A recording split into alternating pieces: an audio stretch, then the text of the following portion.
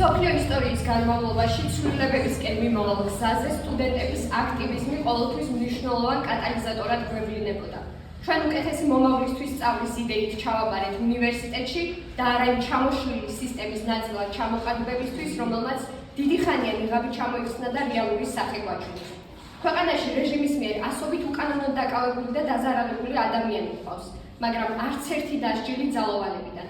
პროპაგანდისტული მანქანა შეთქმულებათა თეორიების გავრცელებაში ძალღონეს არიშულებს და სხვადასხვა გზით უმძიმეს დანაშაულსაც კი უძებნის გამართლებას.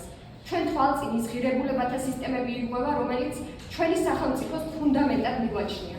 ყველაფერი ეს და სხვა ბევრი რამ მხოლოდ ერთზე მიუთითებს არალეგიტიმური მთავრობის სახით საქართველოში რუსული რეჟიმის დამყარებას ცდილობენ.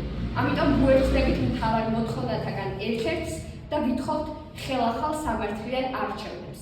ჩვენთვის მიუღებელია იმ მოცემულობაში ცხოვრება, სადაც ადამიანები და განსაკუთრებით თანატოლები უკანონოდ რჩებიან პატიმრობაში, ხოლო ჩვენ უმოქმედოდ უნდა გავაგრძელოთ ყოველდღიური ყოფა და ვინაიდან ჩვენს ხელში დაუმორჩილებლობაა ის იარაღი, რომლითაც შეგვიძლია უსამართლობის წინააღმდეგ გავილაშქროთ, ვაცხადებთ დაუმორჩილებლობას და ვიზიარებთ შემდეგ მოთხოვნას, გათავისუფლდნენ რეჟიმის უკანონო პატიმრები.